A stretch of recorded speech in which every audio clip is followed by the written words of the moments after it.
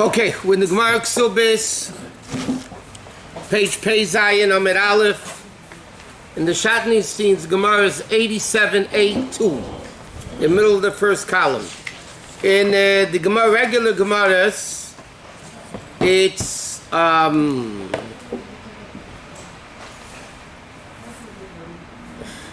if you see on the left, there's a Taisis Likvura. It's the fourth Taisis down. Even that Gemara, 2 lines beyond that. Amar Rabba, Amar Rabchia. It's a little bit above midway. Okay. Now the Mishnah was discussing the dinim of a husband saying to a wife, you don't have to swear ever, and you don't have to swear sometimes for the Yoshim, sometimes you don't have to swear for him, but all this story we didn't learn last week, but 2 weeks ago that's what we learned. So Amar Rabba, Amar Rabchia, Rabbi says in the name of Rabchia the following halacha. If a husband wrote to the wife, D'lei neder u'd'lei shvua, that everything that you want will be without a neder, without a vow, without an oath. So then, if he writes that in a document before he dies, hu eina yochel lashpia, the husband cannot make her swear. Remember, we were learning 2 weeks ago, if the woman becomes his business manager or in charge of the properties. So the Gemara says the husband is allowed to make his wife swear that she didn't take any money, everything was legal, everything was good, unless if he writes that you don't have to swear, right? So Rabbi says in the name of Chid, is all explaining in the concepts of the Mishnah, that if he writes to her, D'lei neder u'd'lei shvua, you don't have to make an oath or a vow, then hu eini yochel lashbia, the husband doesn't have the right to make her swear. But Yoshim Ashbiyan Aisi. But the Yoshim, the orphans could. Because what he's writing in this language, you're not going to have to swear, he means for himself. I won't make you swear. But if he dies and the kids want a reckoning of what's going on, then they could make her swear. What happens if he writes, Noki Neder, Noki Shvua? He writes, you are clean of a vow and clean of an oath. Bein Yoshev e mashpiyan eisi. Then neither him or the heirs, the Yoshim, could make her swear. Why? Gemara says, why is this? Because hachi kama, because this is what the word noki means. No, that's it. Yeah, I know. Oh, menaki mishvuasa. The second language means you are clean from any vow whatsoever. So the difference is like this. If he writes to her, you don't have to swear or make a vow, it only frees him. Her swearing to him, but to the kids she would have to swear. If he says you are clean, that means you're off the hook completely from swearing, even from the kids. So that's Rabchia's opinion. Or Rabbi's opinion of what Rabchia said. Rav Yosef argues with Rabbi about what Rabchia said. What does he say? D'lei neder u'd'lei shvua. Again, this beginning is the same. If he writes, the husband writes to her, you don't have to swear, you don't have to make a vow. Hu eini yochel lashbia, he can't. But the Yoshim Ashbiyan Eisa. That's what Rabbi said in the name of Rabchia. But here's the difference. What happens if he writes Noki Neder, Noki Shvua? Bein Yoshim Mashbiyan. So he says like this. The opposite, the second case is the opposite of Rabba Amar Rabchia. They both agree that if the husband says to her, or wrote to her, you don't have to swear, you don't have to make a vow, it's only from him, the kids make her swear. Rabbi said, what happens if the husband wrote, you are clean from a shvur? That means he cleans it from the whole property. Neither him nor the kids can make her swear. Rav Yosef says in the name of Rabchia just the opposite. If he says Noki, you're clean, he and the kids can make her swear. And the Gemara says, wait. What? If it says Naki, Naki means clean. So why would she have to swear? According to the second opinion, why would she have to swear if she's clean? Because Rashi explains like this. Naki means exemption from oaths. It's not clear. In other words, like this. We can interpret it clean from two ways. Okay, now you have to listen to the language. If he says, you are clean from swearing, that's the second expression. Now that can mean one of two opposite ways. Think. It can mean clean, you don't have to swear. And the second way it means, if you swear, you'll be clean. In other words, when the husband says an expression, if he's not clear, you can learn it two ways. Correct? And the problem is, if it's in one of two ways, how does Bezdin interpret it? Okay, so what's the story? She's coming to extract money from the kids. Correct? So who has the weaker hand? She does. She's asking for the money. She has a weaker hand. So Rav Yosef says what Rav Chia said. It doesn't mean, Rabbi interpreted to mean clean from a shvur means you don't have to make a shvur. Rav Yosef said not necessarily. It could be interpreted that you're clean when you swear. If you swear, then you'll be clean. But it could also mean you'll be clean when you swear. So that's what the Gemara says. Did they learn it from a positive? Huh? No, the question, what do people mean? Oh. He's not clear. Right?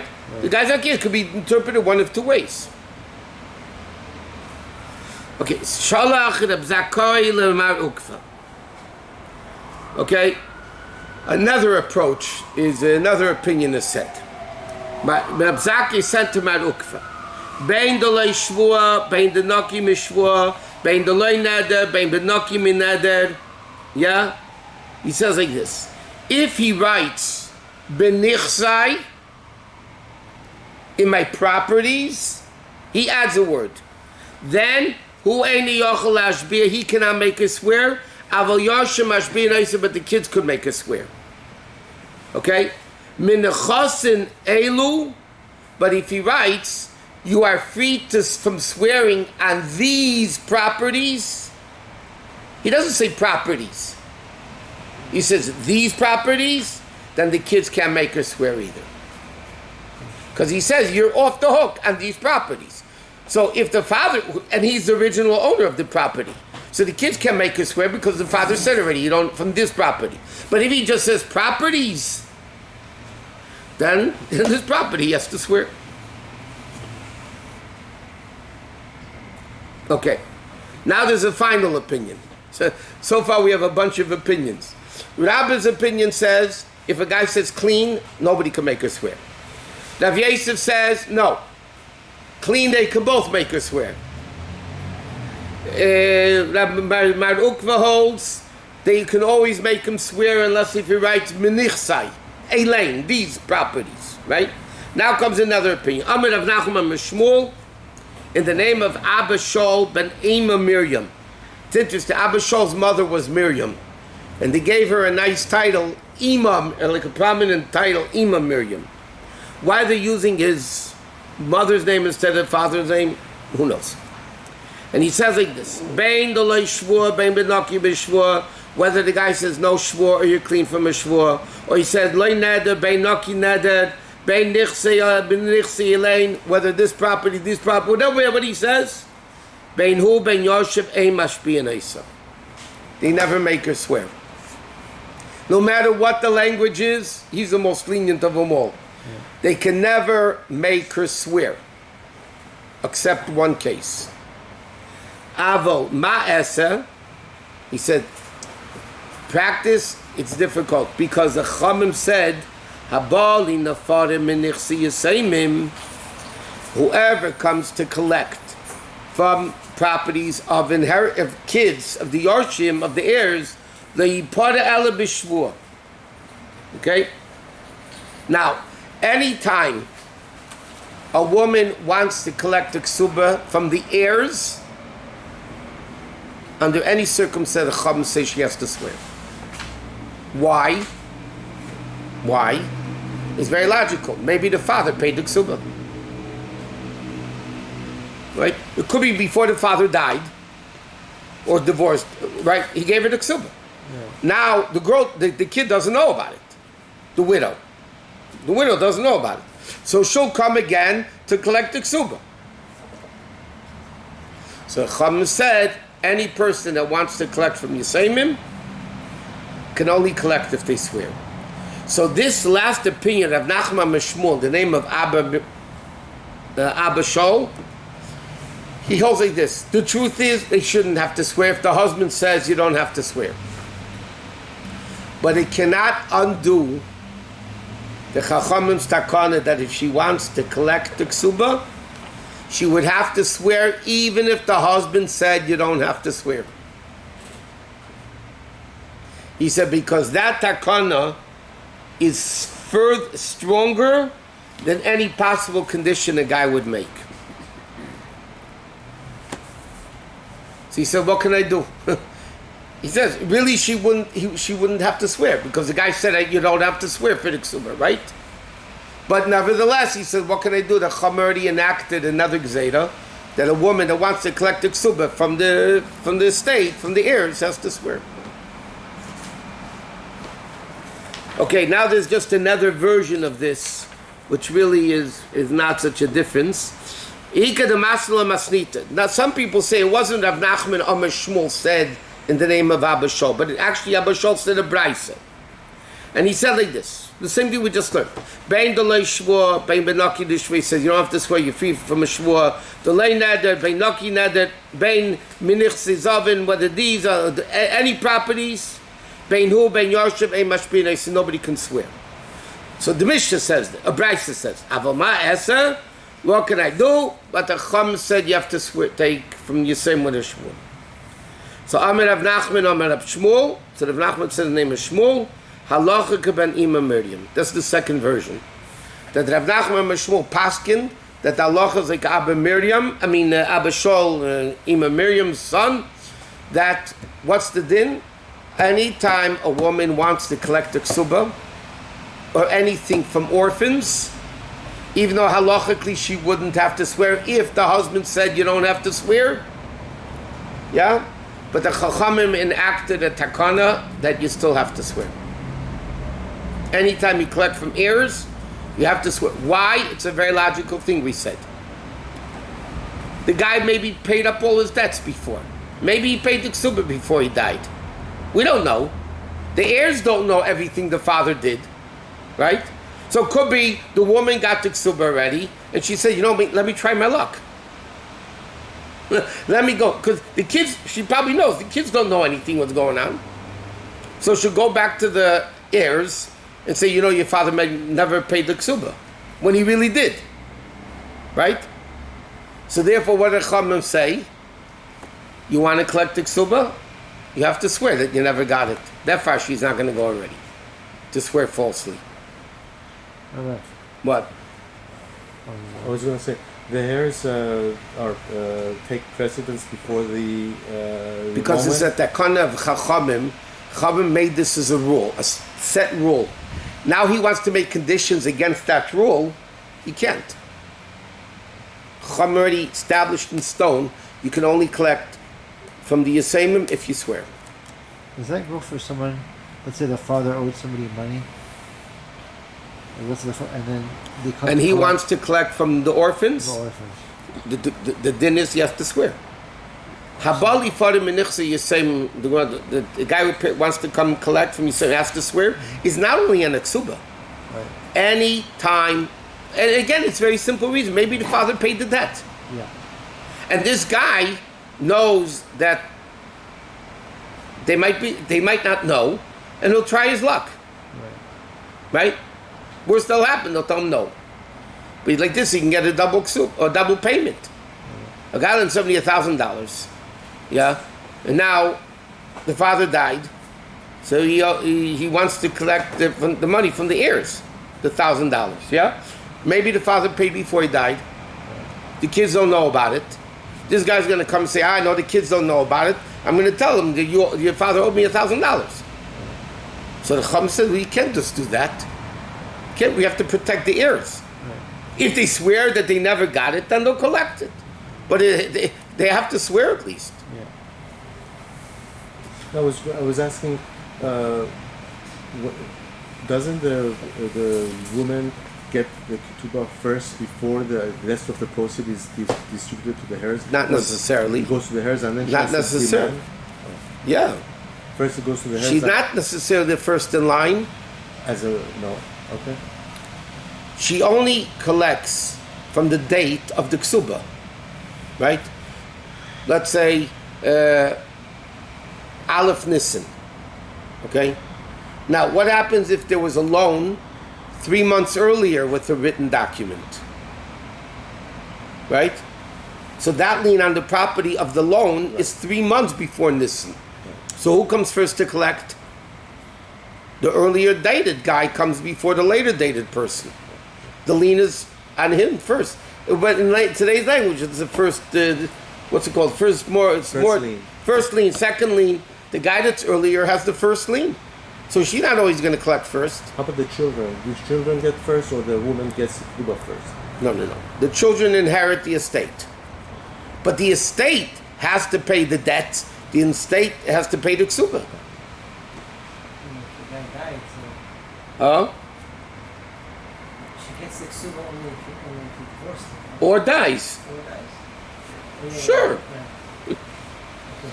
Okay. So if To protect the Next mission is a very interesting mission. What? If he owes money to someone from before, so That guy goes first. if there's no money left, so she gets nothing. Whenever the estate will have money, she'll be able to collect it.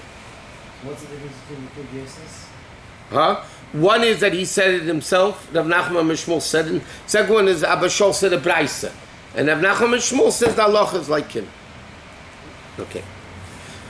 Now, the next din is a very interesting Mishnah that discusses a lot of interesting dinim of halacha dinim, swearing and so on.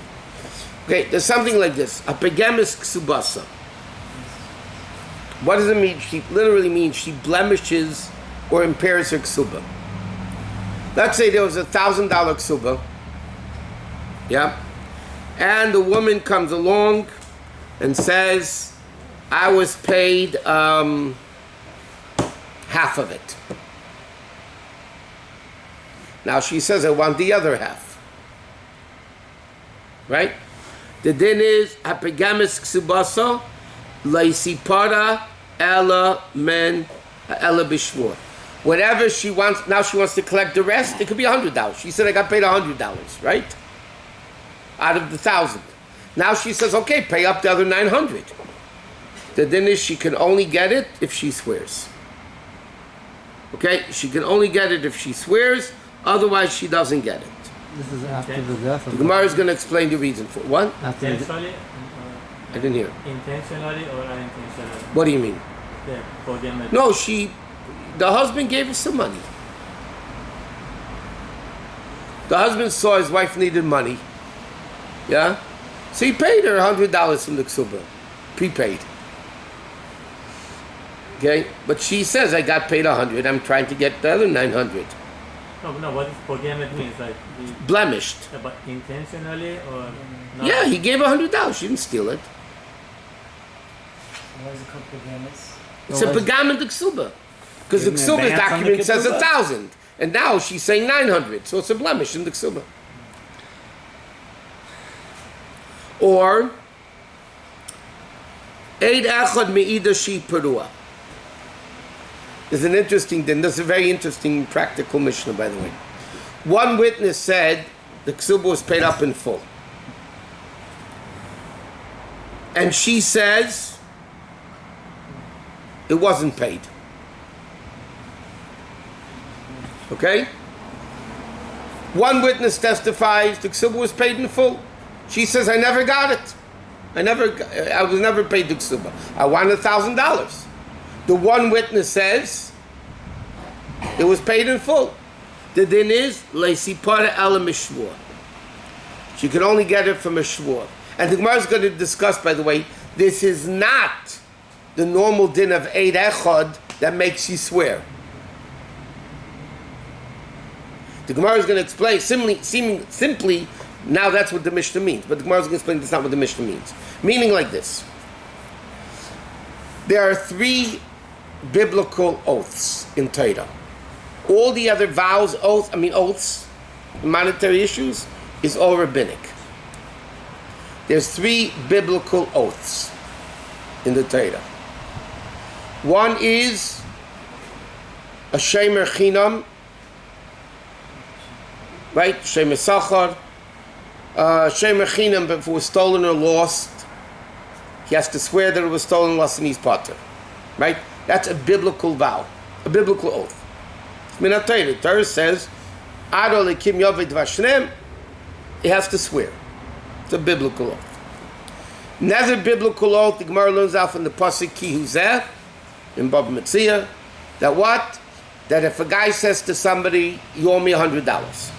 I say to you, you owe me $100. And you say, no, I only owe you 50. It's called Moida B'Mixas. You're not denying it. I say you owe me 100. You say, no, I paid you 50. You have to swear a biblical oath that you only got 50. Biblical. The third biblical oath is this din. Yeah. I say you owe me $1,000. You deny it. And I bring one witness that says you owe me the money. I'm sorry, that it was paid. That it was paid. Yeah? So I have to swear against the witness, and I have to swear that it was not paid, even though the witness says it was paid, and I can collect the money. That's also a biblical vow, oath. If I bring 2 witnesses, that's it. If I say you owe me $1,000, and you produce 2 witnesses that it was paid, that's it. You're off the hook. But if one witness said, and that the Gemara learns out from a pasuk, that Eid Echad can't kill you or do it, but it makes you swear. One witness cannot extract the money, but it forces you to swear. Now, what happened over here? The woman says, I wasn't paid the ksuba. I want the $1,000 ksuba. The husband brings one witness that says it was paid in full.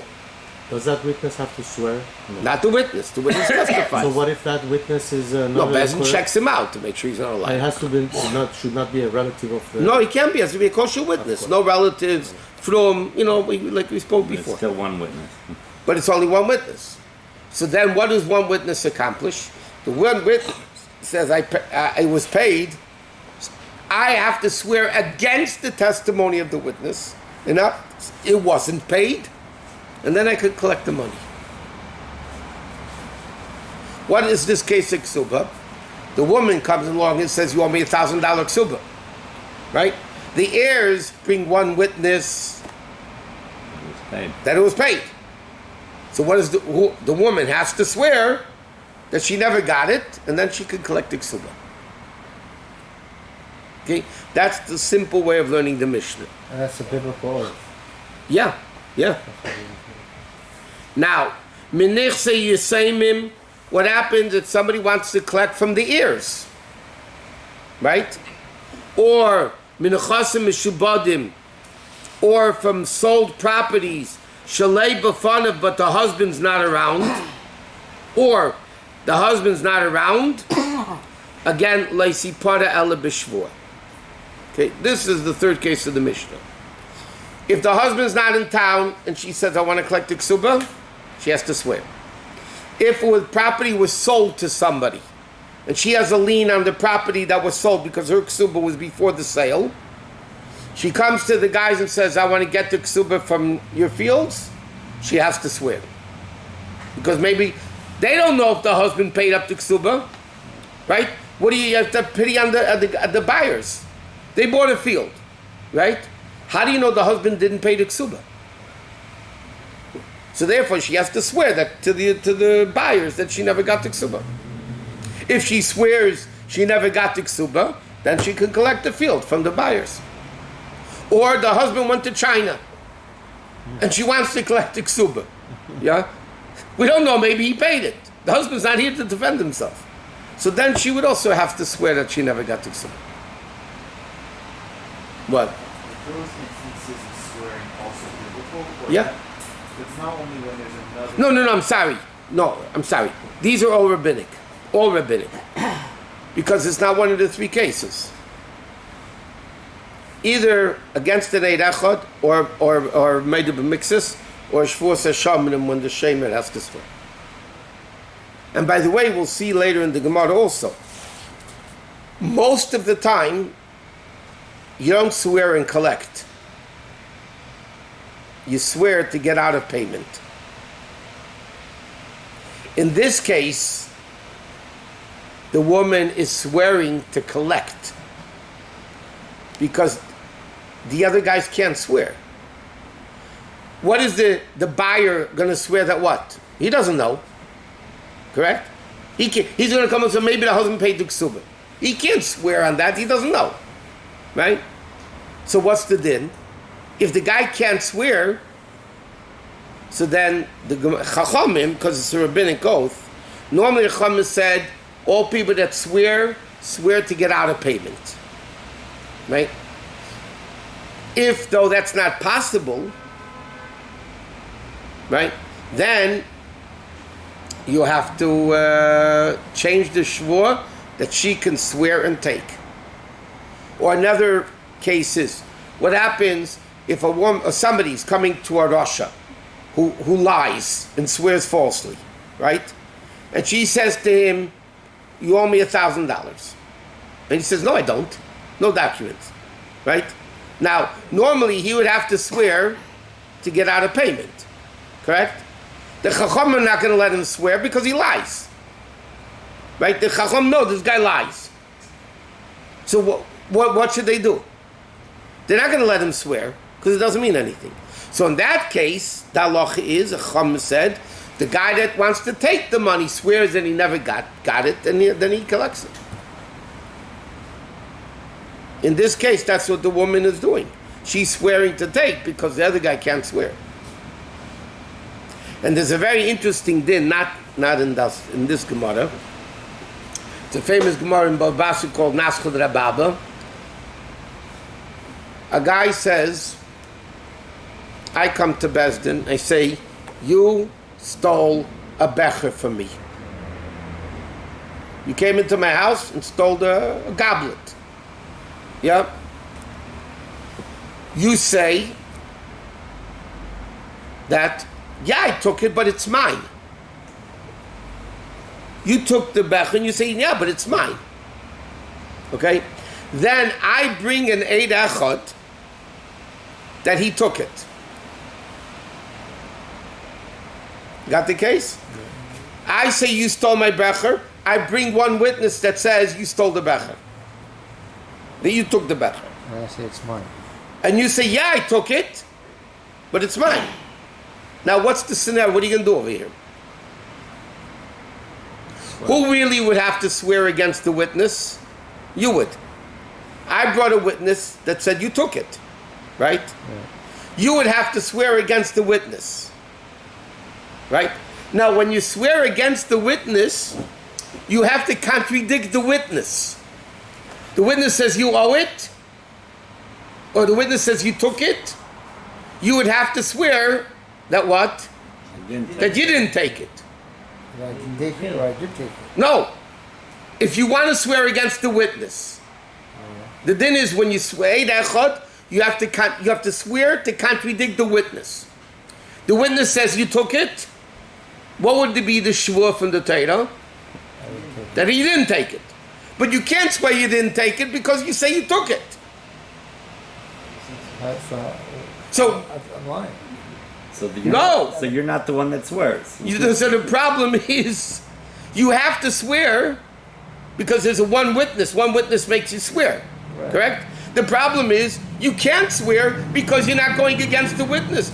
You're agreeing, I took it, but it's mine. Right? Right. So what do?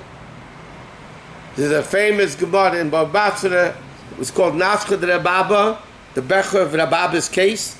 But Rabbi said the rule is like this: Miteich she'ena yachol lishava mishalim. Because you can't swear, you're supposed to swear biblically, right? And you can't, you have to pay. You have to give it back. I have to give you your Yep. okay. Yeah. Because really, you have a chiyuv to swear. But you can't swear because the oath has to be you didn't take it. But you can't swear you didn't take it because you admit you did take it. But it's yours. So therefore the din is you have to pay. But by doing that, though, if something is in someone's hands or property, it's in my house, it's automatically mine, isn't it? No. No? There's an assumption. Let me ask you a question. A storekeeper has a product, yeah, that sells. Yeah. Now, every guy that buys this project, we're going to say it belongs to the owner because, No, but he bought it. how do you know he bought it? The guy says to, a scenario, yeah? A storekeeper says, there's an object in your house, yeah? And I come to your house, and they say, hey, you stole that from my store, yeah? And you say, no, I didn't steal it from your store, I bought it. Who's believed? What do you think? Sure. Now, how could the owner be believed?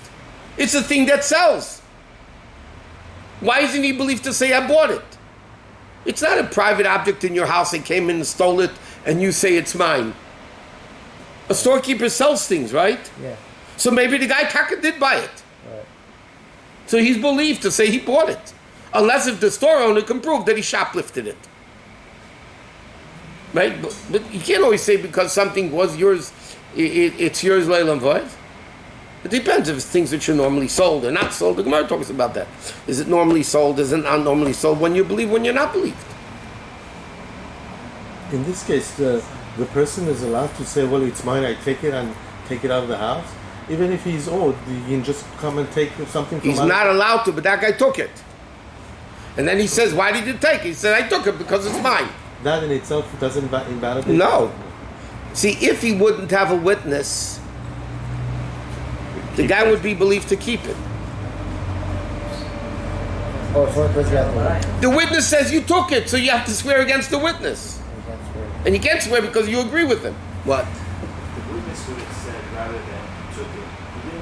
It wasn't the issue of taking it, not taking it. The witness says that doesn't belong to you. And he swears this does belong to me. What do you mean the witness says it doesn't belong to the guy that took it? Yeah, maybe he maybe saw the owner purchase it.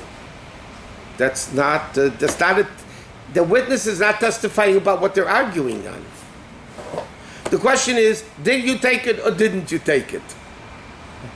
He says, yeah, I took it, but it's mine. So I was allowed to take it. So the witness has to testify about what they're arguing about. The witness can't say it's not yours. How does the witness know, by the way? If he would have seen the owner purchase it. And maybe he bought it from the owner. Obviously, it's talking about one of a kind object that you can't say, okay, this is a different one, not yours. Okay, now the Gemara explains the Mishnah. What does it mean? The case of Pegem de Ksuba. He says like this. The case we explained it already. Haisik Ksuba elevzus. Okay, it's Ksuba $1,000. V'amala is kabat Ksuba sech. And now the husband says, you got the Ksuba already. V'hi Maris, and the woman says, no, lis kalbati elimana. You only gave me 100 zuz. So you still owe me 900. The husband says, obviously if the husband would agree, there's no issue over here. Right? She says like this, the Ksuba was $1,000. She comes to the husband and says, pay up the Ksuba. He says, I paid you already. He says, no, you only paid me 100. Right? That's Pegemes Kesubos. So the din is like Sipara Ela B'Shvua. She has to swear that it wasn't paid up in full. Okay? The burden of proof is on her. The burden of proof is on her.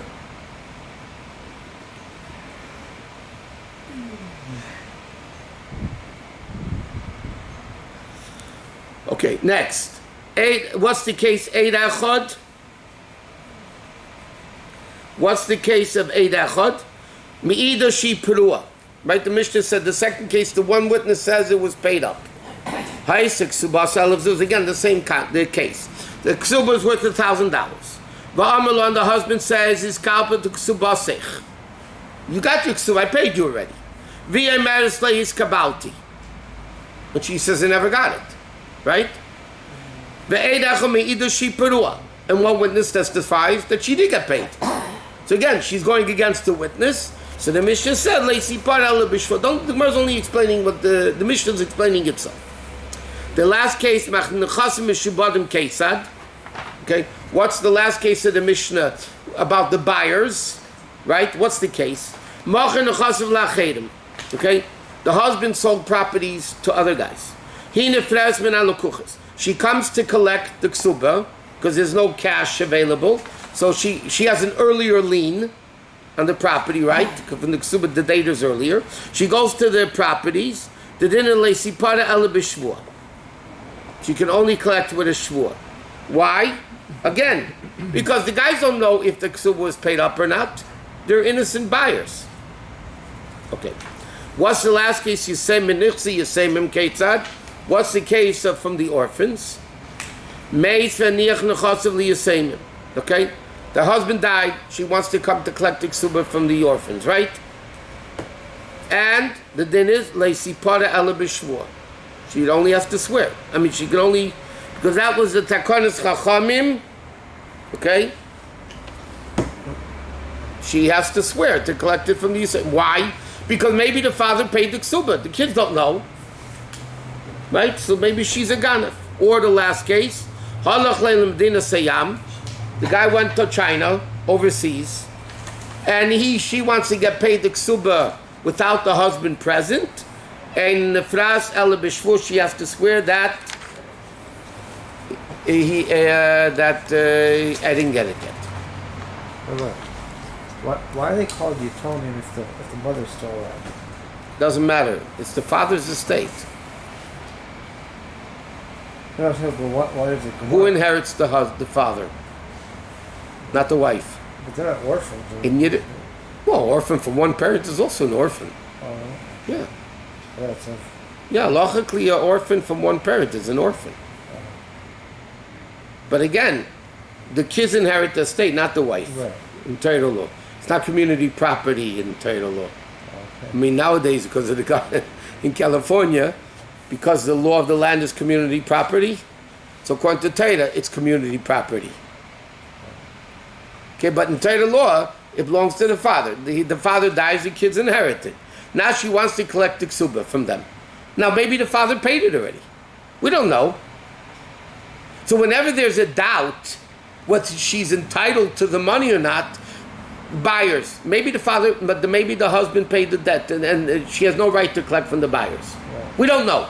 So this Mishnah basically is saying anytime there's a doubt about the woman's collecting of the ksuba, because even the first case, the ksuba was $1,000. She says, you owe me $900. And the husband said, no, you got paid it all. Right? Why does she have to swear? Because she has a document. Because she herself weakened the power of that document. The document says $1,000 ksuba, and she says, you only owe me $900. That weakens the power of the document. Right? She's like contradicting a little bit of the document. So because she doesn't have a full document, again, it's a doubt, and you want to collect money. You can't collect money on a doubt. So here the Chum said, if you swear, you can collect it. What? The Gemara is going to explain this whole thing is not made of mix, it's nothing. The Gemara is going to think, I would think that Pagamis Kesubos is because the Rabbi is going to say there's nothing to do with, not the Eid Echad, not that this is all rabbinic. It's not biblical laws.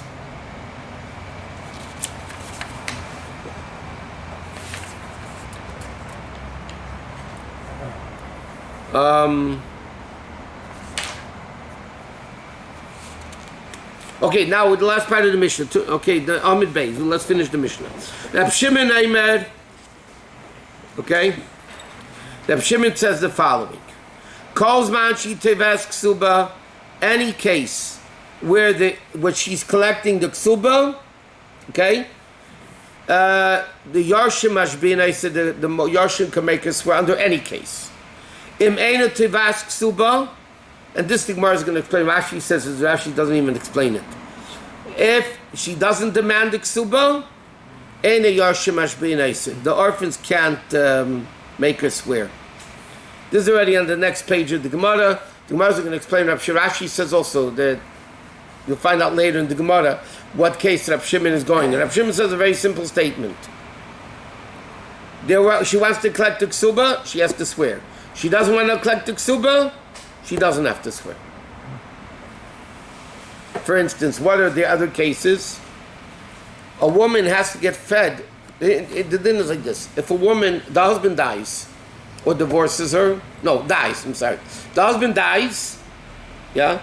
Not only does she get the ksuba, but until she collects the ksuba, she has to be fed from the estate, health from the estate, taking of her health, clothing from the estate, until she collects the ksuba. Once she collects the ksuba, she's gone, finished from the estate. But until she collects the ksuba, she gets fed, dressed, health, all the obligations of a husband has to a wife, she still collects from the estate. Sometimes for her, it's better not to collect the ksuba yet. Because then,